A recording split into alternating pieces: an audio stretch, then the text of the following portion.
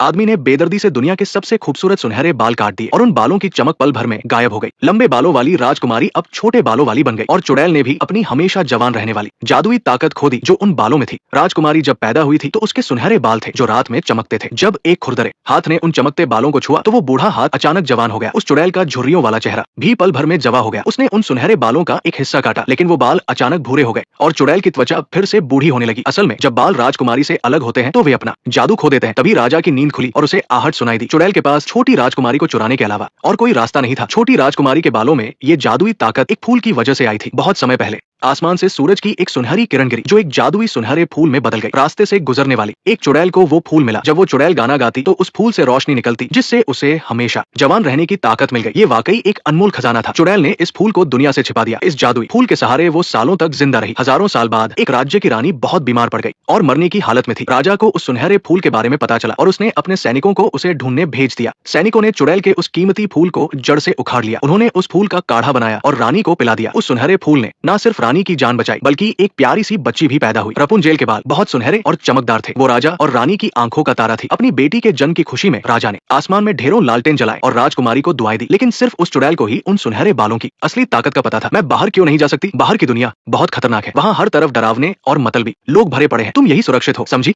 मेरी प्यारी बच्ची? जी माँ। चुड़ैल ने रपुंजेल को जंगल के एक ऊंचे टावर में छिपा दिया था और उसकी माँ होने का नाटक करती थी। वो रोज उसके बाल संवारती और गाती। अपनी जादुई ताकत को वापस पाकर चुड़ैल ने रपुंजेल को जिंदगी भर यहीं छिपाकर रखने का फैसला किया। लेकिन समझदार रपुंजेल को एक राज पता चल गया था। हर साल उसके जन्मदिन की रात आसमान में हजारों लालटेन उड़ते हुए दिखाई देते थे। वो लालटेन राजा और रानी जलाते थे इस उम्मीद में कि उनकी खोई हुई बेटी वापस लौट आएगी। देखते ही देखते 18 साल बीत गए और राजकुमारी बहुत ही सुंदर हो गई। उसके बाल इतने लंबे हो गए थे कि अगर उन्हें खोला जाए तो पूरा कमरा भर जाए। लेकिन उसे अपने असली माता पिता के बारे में कुछ नहीं पता था। उसका इकलौता दोस्त एक गिरगिट था। हालांकि उसकी जिंदगी में कोई कमी नहीं थी लेकिन उसके मन में हमेशा बाहर की दुनिया देखने की चाहत थी। जब भी चुड़ैल वापस आती तो वो टावर के नीचे से उसका नाम पुकारती और फिर रपुंजेल अपने लंबे बालों को एक लिफ्ट की तरह नीचे गिरा देती ताकि उसकी माँ ऊपर आ सके। एक दिन रपुंजेल ने हिम्मत जुटाई और अपनी माँ से कहा कि कल मेरा जन्मदिन है और मैं महल जाकर उन लालटेन को देखना चाहती हूँ। चुड़ैल ने तुरंत मना कर दिया। उसने कहा कि बाहर की दुनिया बहुत बुरी है। वहाँ हर तरफ राक्षस और गुंडे घूमते हैं और सबसे खतरनाक जीव तो आदमी होते हैं। वो बहुत बदसूरत होते हैं और उनके मुंह में नुकीले दांत होते हैं। अपनी माँ के साथ रहना ही सबसे सुरक्षित है। लेकिन चुड़ैल ने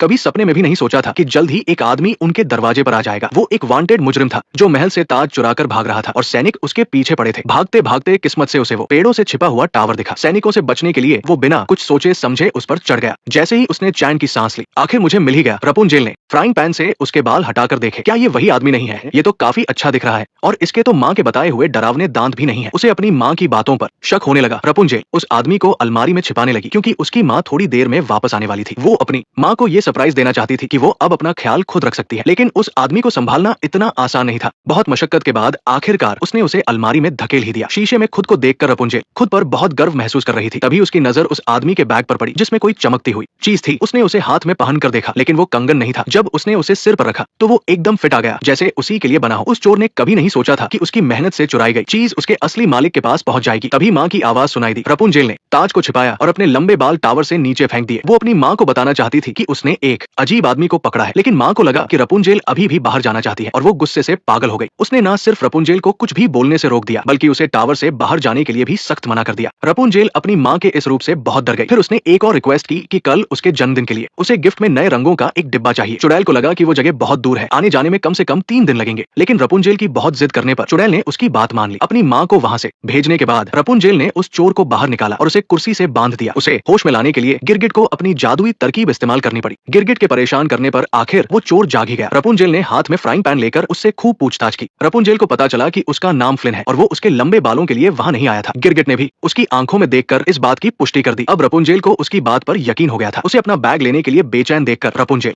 के दिमाग में एक आइडिया आया। उसने तय किया कि वो बैग के बदले उससे एक डील करेगी ताकि वो आदमी उसे महल के लालटेन दिखाने ले जाए। फ्लिन ये बिल्कुल नहीं चाहता था लेकिन उस फ्राइंग पैन के डर से उसे हाँ कहनी ही पड़ी। ठीक है, मैं तुम्हें वो लालटेन दिखाने ले चलूंगा। रपुंजेल नंगे पैर खिड़की के पास खड़ी थी और उसका दिल बहुत जोर से धड़क रहा था। 18 सालों में ये पहली बार था जब वो इतनी ऊंचाई से नीचे छलांग लगाने वाली थी। खुद को हिम्मत देकर उसने अपने सुनहरे बाल नीचे गिरा दिए और लिफ्ट की तरह सरकते हुए एक ही सांस में नीचे आ गई। जैसे ही उसके पैरों ने पहली बार हरी घास को छुआ उसे इस दुनिया से प्यार हो गया। वो हरी भरी घास और नदी का ठंडा पानी सब कुछ इतना खूबसूरत लग रहा था। यहाँ तक कि हवा भी उस टावर की हवा से अलग थी। इसमें तो बहुत मजा आ रहा है। मैं कितनी बुरी बेटी हूँ। मैं वापस चली जाऊंगी। नहीं, मैं अब कभी वापस नहीं जाऊंगी। मैं बहुत शर्मनाक इंसान हूँ, ये मेरी जिंदगी का सबसे बेहतरीन दिन है। लेकिन मासूम रपुंजेल को फिर से फिक्र होने लगी कि कहीं ये उसकी माँ के साथ धोखा तो नहीं है। रपुंजेल का मूड ठीक करने के लिए फ्लिन उसे एक पब में ले गया, लेकिन अंदर घुसते ही देखा कि वहाँ अजीब और डरावने गुंडे भरे हुए हैं। मामला गड़बड़ देखकर फ्लिन तुरंत रपुंजेल को लेकर वहां से निकलने लगा, लेकिन अचानक दरवाजा बंद हो गया और सब लोग उनके स्वागत में डांस करने लगे। जब रपुंजेल अपने नए दोस्तों के साथ मजे कर रही थी, तभी महल का एक सफेद घोड़ा वहां पहुंच गया। फ्लिन का वांटेड पोस्टर देखकर उस घोड़े को बहुत गुस्सा आया। उसने न सिर्फ उस तस्वीर पर लात मारी, बल्कि उसे फाड़कर टुकड़े टुकड़े कर दिया। उसके दांत तो बिल्कुल एक मशीन की तरह तेज थे। अचानक पीछे से कोई आहट सुनकर वो घोड़ा तुरंत छिपते हुए एक पत्थर के पीछे बैठ गया। कदमों की आवाज को अपने पास आते देखकर वो घोड़ा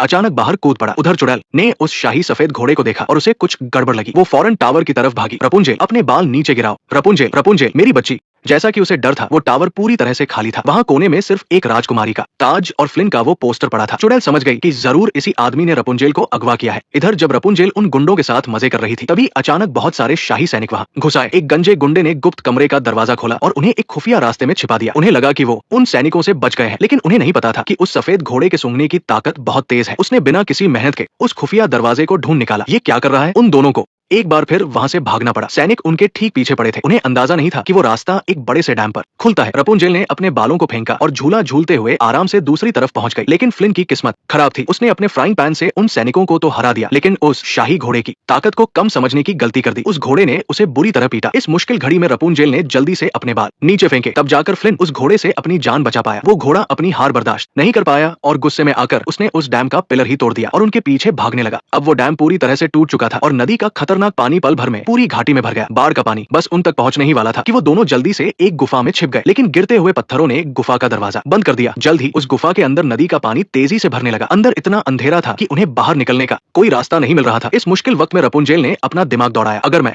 गाना गाऊंगी तो मेरे बाल चमकने लगेंगे। वो जादुई सुनहरा फूल बिल्कुल सूरज की तरह चमकता है। किसी ने नहीं सोचा था कि सच में ऐसा कोई चमत्कार होगा। रपुंजेल के लंबे बालों से एक बहुत ही तेज रोशनी निकली। पल भर में पूरी गुफा रोशन हो गई। उन दोनों ने मिलकर उस बड़े से पत्थर को हटाया और आखिरकार सुरक्षित बाहर निकल आए। फ्लिन इतना हैरान था कि उसके मुंह से एक शब्द भी नहीं निकल रहा था, लेकिन आगे जो हुआ वो और भी ज्यादा हैरान करने वाला था। रपुंजेल ने अपने सुनहरे बालों को फ्लिन के घायल हाथ पर लपेट दिया। जैसे ही उसने वो सुरीला गाना गाया, वो जादुई सुनहरी रोशनी एक नदी की तरह उसके बालों से होते हुए फ्लिन के हाथों तक पहुंच गई और देखते ही देखते फ्लिन का वो घाव पूरी तरह से ठीक हो गया। ये तो बहुत ही बड़ा चमत्कार था। मौत के इतने करीब से वापस आने के बाद रपुंजेल ने बिना कुछ छिपाए फ्लिन को अपना सारा राज बता दिया।